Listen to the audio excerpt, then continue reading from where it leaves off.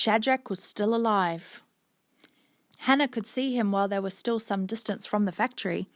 He was in a pen, taller than the other horses, and as they got closer they saw that he was still wearing the old rope halter he'd had on 2 days ago.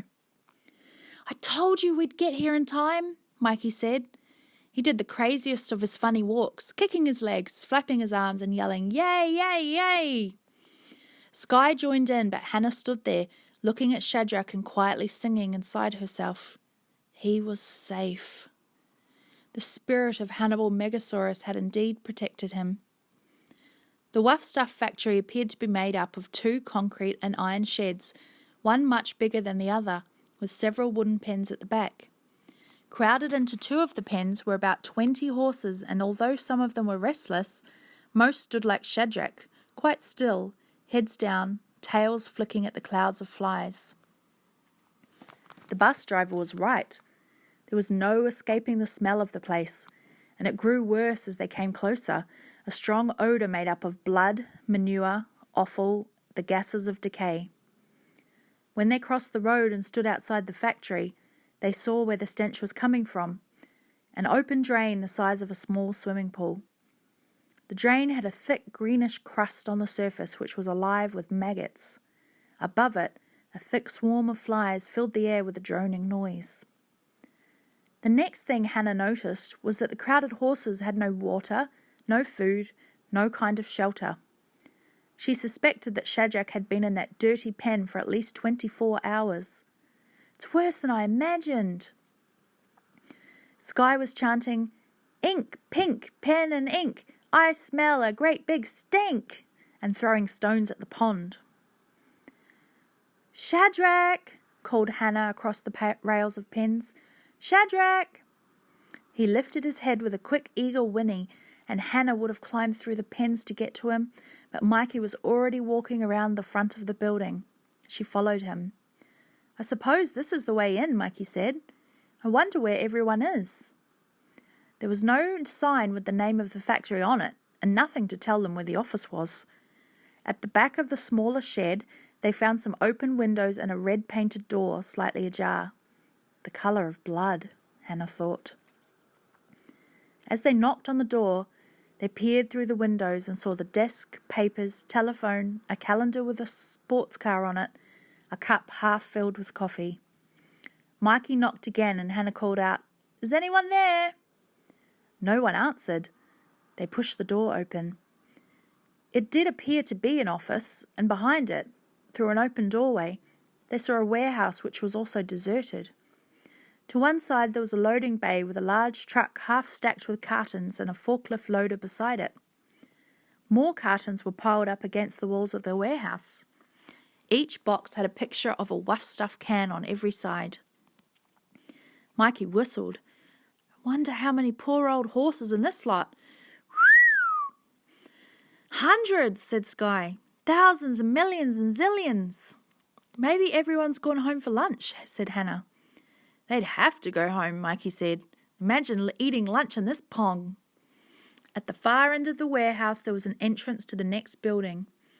As they walked towards it, Hannah felt cheered by the thought that the factory might well be deserted. In that case, they could simply take Shadrach out of the pen without having to explain anything. But then Sky said he could hear running water in the next building. They crossed the small yard between the 2 sheds, and Hannah heard it too. Somewhere there was a hose splashing over iron and concrete. Now they were in a room that had stacks of flattened cardboard cartons tied with tapes and a bench of Wuff Stuff cans waiting to be packed. Through the wall, on a conveyor belt which looked like the tracks of a miniature railway, was a row of cans waiting to move. On the other side of that wall came the splashing sounds of water. Mikey tugged at the handle of a heavy metal slide door and made a big gap, enough for Hannah to put her head through. She choked on the smell. The air was hot with cooking meat. She saw huge vats of flesh, large steel cookers, the conveyor belt with rows of cans at various stages of packing. A spasm in her stomach went all the way to her throat, and she thought she might be sick. A man in a plastic apron was washing the walls and floor with a high-pressure hose which made so much noise that Hannah's call went unheard. She pushed against the sliding door until she was able to get into the room. She tried not to look at the left, where carcasses hang on hooks from high railings and knives lay on benches next to vats. Her skin felt hot and cold. Her head floated in giddiness. She couldn't throw up here. With fingers crossed, she muttered, "Apricot, apricot, apricot." Mikey and Sky came through the door after her and were staring around the room. Hannah went nearer the man, calling, "Excuse me." She said it several times, but the water drowned her voice completely, and he didn't turn towards her. She wondered how she could get his attention. She saw that the hose was connected to a tap on the wall. She went across to turn it off. The tap was not like any of those at home. It was round like a wheel and mounted sideways against the wall. In her confusion, Hannah turned it the wrong way. The hose leaped out of the man's hands and sprang up like an angry snake. All by itself it lashed back and forth, firing water over everyone and everything. The man yelled and tried to grab it. He was thrust back by the force of the water. In seconds they were all soaked. When the spray hit them, it knocked them over and sent them skidding across the floor. Breathless with the shock of it, just as they got to their feet, it hit again and down they went. Then it stopped. The man had turned off the tap. Now there was another fury. The man yelled and swore at them and waved his arms. Hannah struggled to her feet, weighed down by the wet school bag over her shoulders. Mikey was helping Sky, who had been swept under a bench and was crying loudly. I'm sorry, Hannah kept saying. The man didn't stop shouting long enough to listen to her. You know what happens to kids who snoop round here? He pointed to the pressure cookers. They go missing. Sky screamed, his arms right round Mikey. He doesn't mean it, said Hannah. It isn't true. It's true, all right. The man was very red in the face and very wet. You get out of here and don't come back. I really am sorry, Hannah said. I was trying to turn it off. I wanted to talk to you. Out, out, out. We were looking for the manager. I am the manager. If you're not out of here in 10 seconds... Sky was already running out the door with Mikey following him. Hannah was left to talk to the furious man. Please, listen. It's important. There's been a terrible mistake. He stopped yelling and said, What kind of mistake? 2 mistakes, said Hannah. I honestly didn't mean to wet you. Your tap is different. What's the other mistake? The fact that he'd stopped shouting made Hannah more confident. She said, It's our horse, Shadrach, the big draft horse who came in yesterday. He's not supposed to be here. The man was wiping water off his clothes with the flat of his hand. Out, he said. No, listen. You can't kill him. They sent the wrong horse. We have to take him back. No mistake, kid. I paid cash on delivery for that animal. He's mine. We'll buy him back. Hannah felt in her pocket and brought out a solemn $5 note. Here's a deposit. I'll post the rest.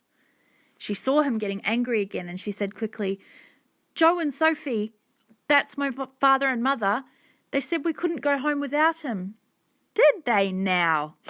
Snorted the man. Right. He put his heavy hand on Hannah's shoulder and steered her towards the sliding door. We'll find out, shall we? In the packing room, above the bench where the tins of dog food were waiting to be put into cartons, there was a phone. Hannah felt a deep heaviness. She needed Mikey and Sky. Where were they? The man took down the receiver. Out in the Marlborough Sounds, isn't it? What's the number? Hannah stared at him, mouth open. Come on, we'll talk to your mum and dad and see what they have to say. The man grinned at her. Hannah didn't know what to say. But the man wasn't listening to her. He turned his head and said, What's that? She listened. Outside the building was a restless whinnying. Bloody messing round with the horses, the man said, dropping the phone without bothering to hang it up. He went back through the slide door, swearing. Mikey and Sky, thought Hannah. She ran after the man, out past the vats, past the carcasses hanging from the rails, and then she hesitated. The area in front of her would have to be the place where the killing was done.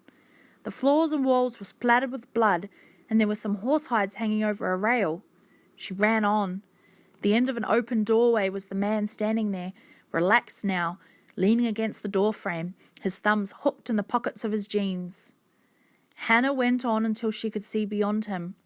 In front of the doorway and to the left was the open drain they'd looked at earlier. On the right, the horses in the 2 pens were nervously pawing the ground and snorting. Shadrach was not amongst them.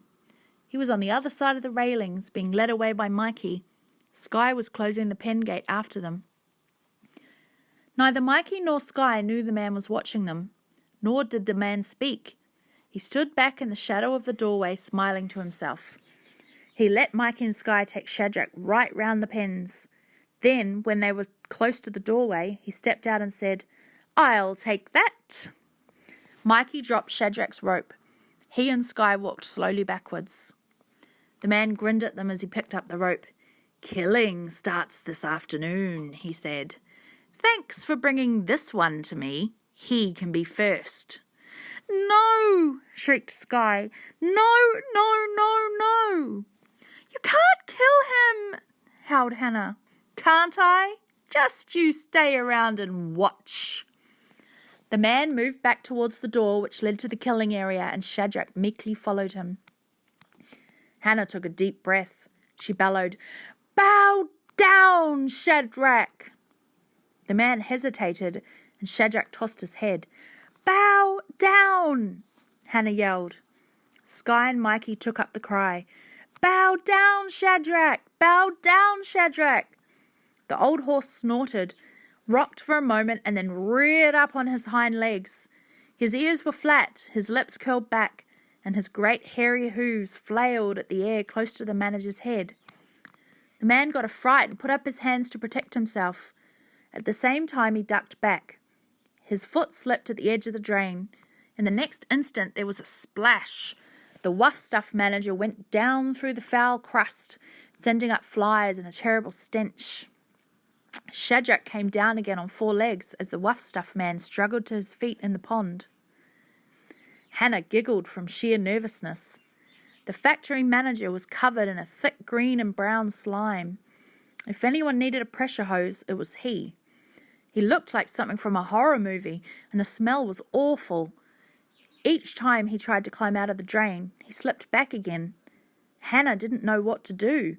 She couldn't give him her hand. "Hurry up, Hannah," Mikey called. He was leading Shadrach across the road, and Sky... Where was Sky? Then Hannah realized that all the other horses were coming out of the pens. Sky had opened their gates and was chasing them out onto the road. The Wuff Stuff man realized what was happening. With a cry, he leaped at the bank, his fingers scrabbling at the concrete. Slowly, he pulled himself out of the drain. He stood up, roaring like something wounded, and Hannah was afraid he'd come after her. But by now the other horses were well down the road. The man went after them, running, dripping, squelching, shouting noises too indistinct for words. Hannah was surprised that the mob of horses had moved so quickly. Shadrach, on the other hand, had no speed at all. Perhaps bowing down had twisted the ligament again. He hobbled very slowly across the road. "Sky, you're a genius," Hannah said. "That's not my name," he said, looking pleased with himself. "I'm glad we brought you with us, Boomy Boomy Nutcake. You've saved us. I hereby grant you all the Medal of Absolute Genius." She picked up a bottle top from the road and placed it in his hand. "I deserve the Medal of Wetness," said Mikey. "I'm soaked to my skin, under my skin. I might just dissolve away." "We'll dry out," said Hannah, full of optimism, although she was near to shivering. Shadrach was obviously hungry, for he kept stopping to eat grass through fences. The mob of horses had now disappeared, and so had the man, but Hannah expected him back at any time. "Come on, Shadrach." "It's no good trying to hurry him," Mikey said. "He can't. That's why the guy went after the rest. He knew we couldn't get far. Mikey was right. Hannah's moment of rejoicing left her. He'll cook us, Sky cried. He'll make us into dog meat. No, he won't, said Hannah, but he'll kill Shadrach. And get us into heaps of trouble, said Mikey. We'd better hide, Sky said. It was a sensible suggestion, but where? Hannah looked round. There were no houses in this area, only open grassland, small trees that wouldn't hide a cat, some empty oil drums in a fenced yard with locked gates, a church, a service station. She pulled on Shadrach's halter. This is no time to be thinking of your stomach. Sky picked a bunch of grass and held it in front of the horse's nose. Shadrach moved then, very slowly, while Sky walked with the grass, chanting, Ink, pink, pen and ink. I'm not scared of Mr. Stink. Mikey said to Hannah, when Mr. Stink comes back, you know what we'll have to do, don't you? What? Leave Shadrach here and run for it.